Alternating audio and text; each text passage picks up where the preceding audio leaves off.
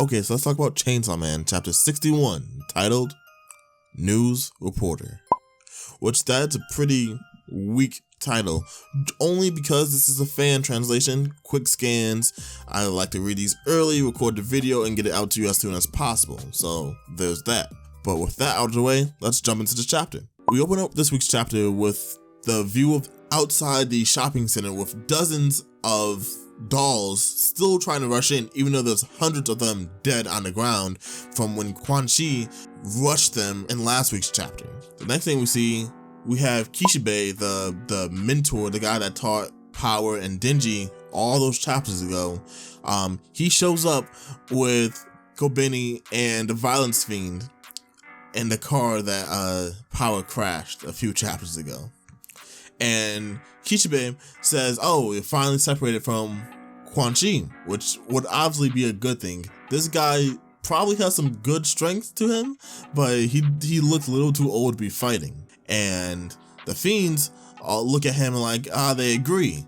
Actually, the Fiend with the black loop on her head, the ponytail, she looks at him with it and is able to say what devils he's contracted with.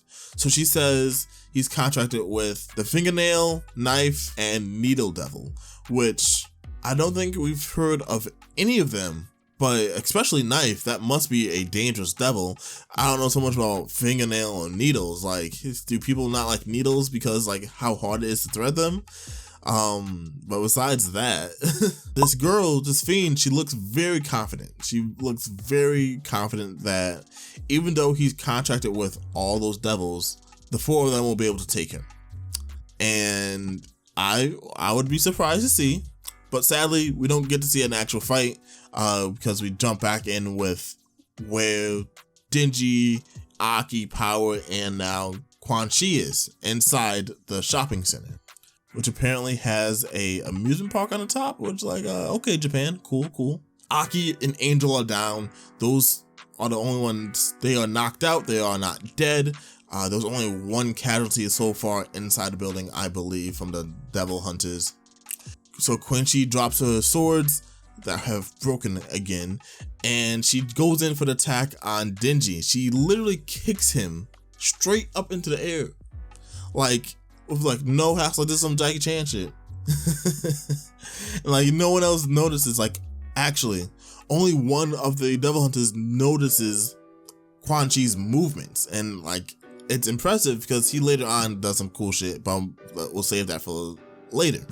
Quan Chi then takes down two of the other Devil Hunters, the white-haired guy that turns things to stone, and the other guy who we don't care about. So we have 3 people down. Well, technically we have 5 people down. And then here, the guy I was talking about, who is the only one that noticed that Quan Chi was moving so fast, he summons his demon.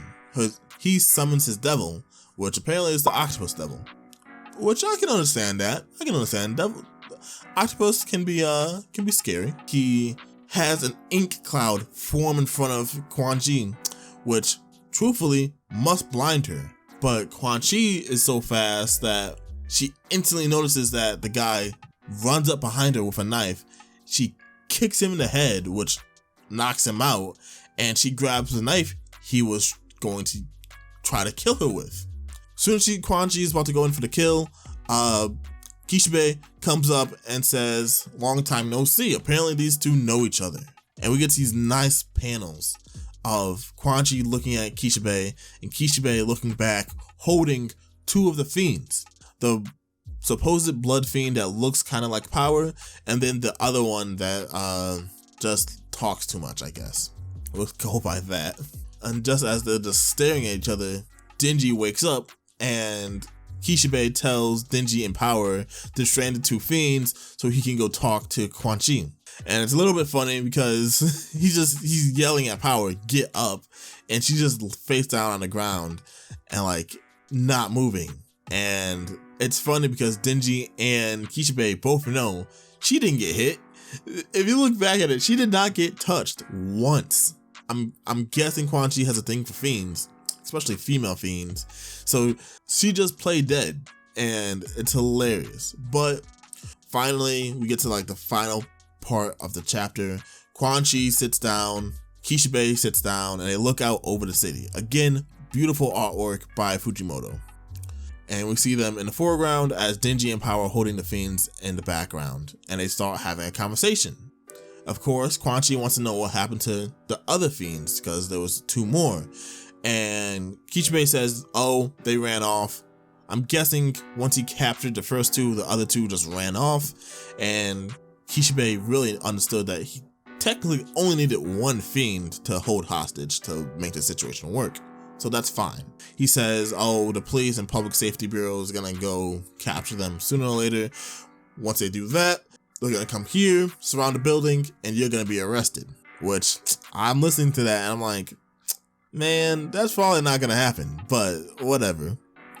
And then Quan Chi just asking him questions like, did you actually become a dog? Like, I think it was Kishibe himself all those chapters ago talking to Makima about being a dog for the Devil Hunters.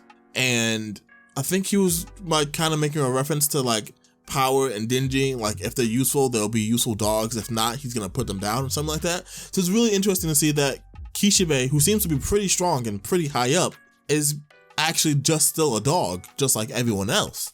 And that's when he pulls out a notepad to show Quan Chi while he's still talking mundane, saying that he's over 50 years old, he's lost his bark, and he has no teeth left. So he's saying, yeah, he's still a dog, but he's not an intimidating dog anymore.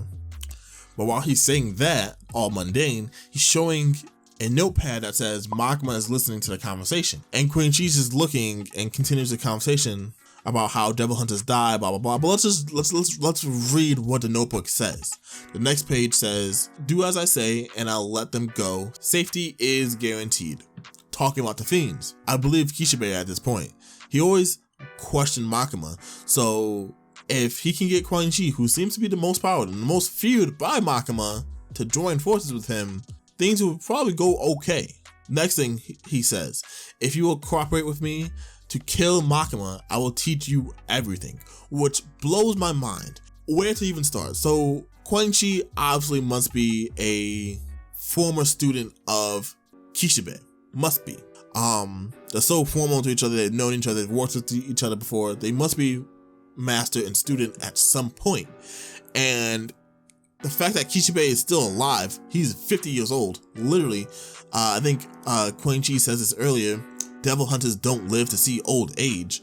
That is very true, but this guy is the oldest devil hunter we have ever seen in the story so far, and we are 60 chapters in, so that's saying something.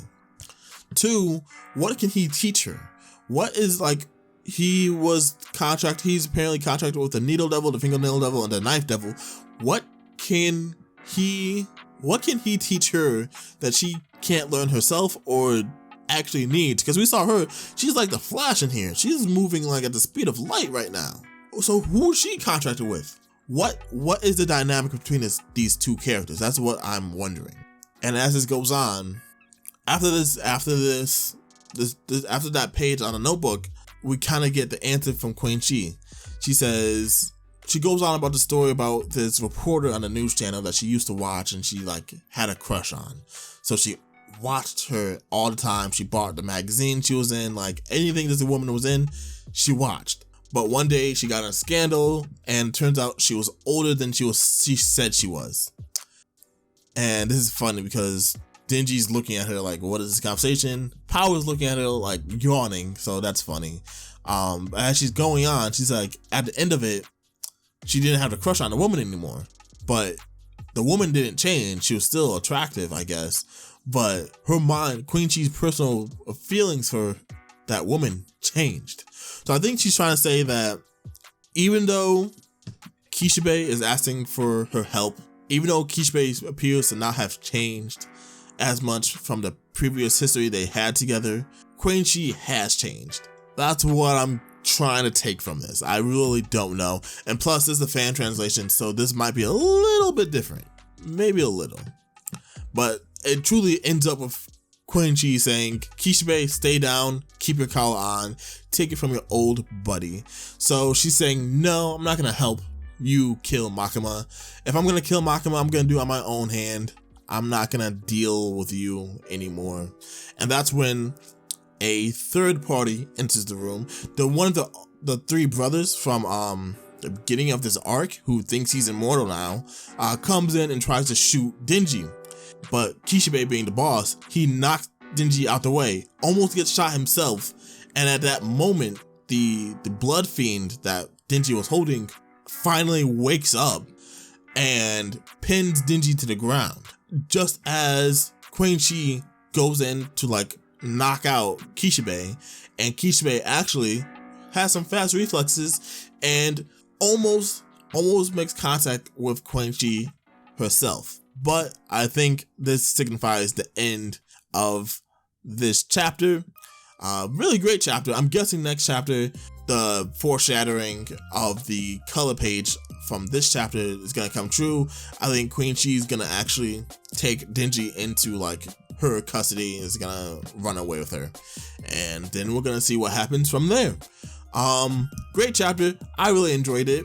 I recorded this video, so hopefully it goes out and you guys enjoy it. And if you did, leave a like. If you didn't, leave a dislike. But thanks for watching. Peace.